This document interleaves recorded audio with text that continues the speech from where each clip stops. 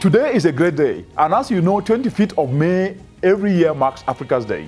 And today is a momentous Africa Day 2020. And I would like to start off with an African proverb, framed as a question, and it goes thus. If you are building a house and a nail breaks, do you stop building or do you change the nail? Your guess is as good as mine. You change the nail for a better one. And this is my message to all of you today. Let us change to a better nail. For over 3 months today, Africa, like the rest of the entire world, has been in a crisis like no other in recent history. Schools, workplaces, places of worship, travel, recreation, sport, all aspects of ordinary citizens and enterprises have all been curtailed. I'm talking of the COVID-19 emergency that is fomenting an economic fallout. An estimated 50% of all jobs, especially in the African continent, are likely to be lost. Incomes and enterprise opportunities could be extinguished, pushing over 1.2 billion citizens further up the vulnerability scale. This emergency, as bad as it is, will only go ahead to exacerbate an already precarious situation in the African continent. Did you know that as we speak today, over 257 million African citizens go to bed with their stomach aching of hunger? Today you know. Did you know that over 12 million youth join the labor market each and every year and compete with fewer jobs? Today you know.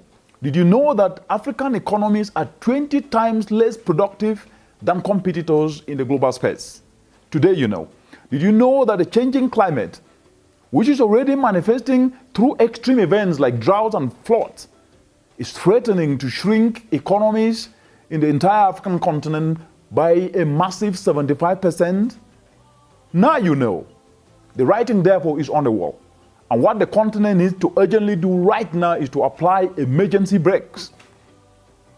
We need to apply emergency brakes and make an about turn from the path of unending vulnerability. We need to change the nail by urgently divesting from the same old approaches that have failed the continent for over 60 years, approaches that have confined the continent to the shackles of vulnerability. And all these must start with a determination to rebuild stronger, to become competitive, to be inclusive, especially now that the continent is facing these challenges and will continue to face under the changing climate.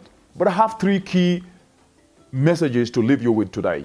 First, externalizing solutions is a non-starter. For the past 60 years, Africa has not fully won itself from externalizing solutions to our challenges. At the level of citizenry, the government is looked at most of the time as the panacea for all solutions. But that's not true. You have a role to play, and government role is to create an enabling environment for actions. At the level of administrators in government, development partners sometimes are seen as the panacea. And in the long run, no one takes responsibility. Me and you need to take responsibility. Your actions and my actions are important. The COVID-19 emergency has been the latest stark reminder that this model of dependency is a failure. We have seen many continents focus on handling their own emergencies, providing multiple rounds of stimulus packages, running into trillions of US dollars. But if you look at the African continent today, Africa needs 100 billion in emergency response at this hour of need. But the question should be, who is bailing out Africa at this crunch time? Your guess is as good as mine. This is another blunt demonstration of the urgent need to embrace the approach of localizing solutions to contextual challenges, because externalizing solutions has proven time and time again to be a non-starter. And that takes me to my second point. Africa must rebuild, leveraging on her strength. A timeless African proverb reminds us that an orphan calf licks its own back. Africa must use what it's got in abundance to marshal her own climate resilient economic recovery and rise with those from the bottom of the pyramid. What we know is that African economies hinge largely on the actions of the informal sector, which cumulatively employs over 80% of our people. This sector has been described as the present and future of work in the continent. And buffering the informal sector becomes very crucial, but leveraging on what the continent have got in abundance, her agro value chain that is worth $1 trillion US dollars in less than 10 years from today, adding value to what is produced, using clean energy, 365 days of sunshine is the best way to be able to create opportunities. And that takes me to my last point. Inculcating a renewed mindset in every citizen in the African continent is a paramount important aspect that must be done. Multiplier effect actions can only be driven by ordinary citizens like you and me. Everyone must, as from today, develop an unborrowed vision. Everyone must develop an unborrowed vision, which calls for a change in mindset that prioritizes developing solutions that create change in our communities, as opposed to thinking only about selfishness and making money alone. This value system must be inculcated by everyone, and these are the tenets of what I call innovative volunteerism. We must selflessly take responsibility as citizens and move away from always blaming others.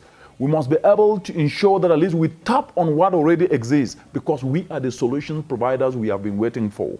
We must leverage on existing enabling policies to drive this transformational change.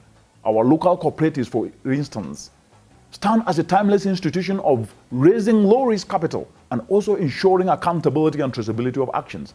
All it will take for each and every one of us is to embrace selflessness and take the first step down this new road.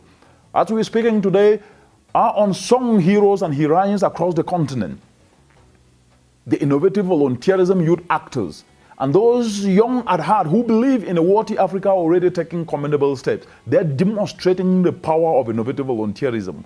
From the west of Africa, whether you're talking Nigeria, Benin, Togo, Ghana, to the eastern part of Africa, whether you're talking Uganda and Kenya, the youth have come together to showcase that when you stand up to be counted, you can be counted. They are applying their skills to convert waste to fuel briquettes and provide competitive climate action solutions to clean cooking. By these, they are not only saving our mothers from indoor pollution, but they are relieving the pressure of dependence on charcoal and firewood, and thus preserving our forests.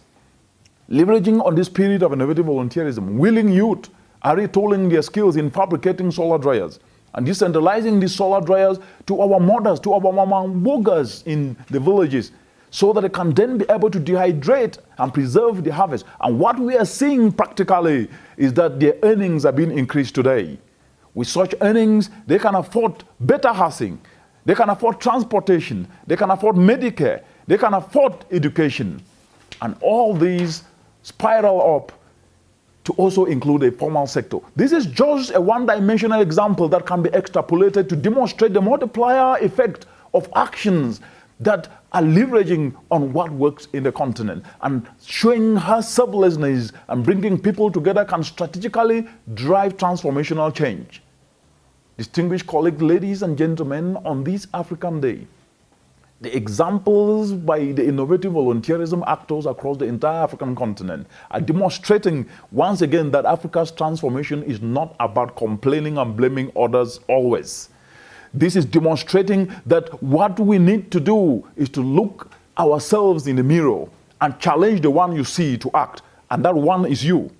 Africa's transformation is not about challenging, it's about challenging yourself to shun individualism, to shun tribalism, to shun hatred, and embrace selflessness, and become a solution provider, and leverage on what you have within you, which is your skill and your talent.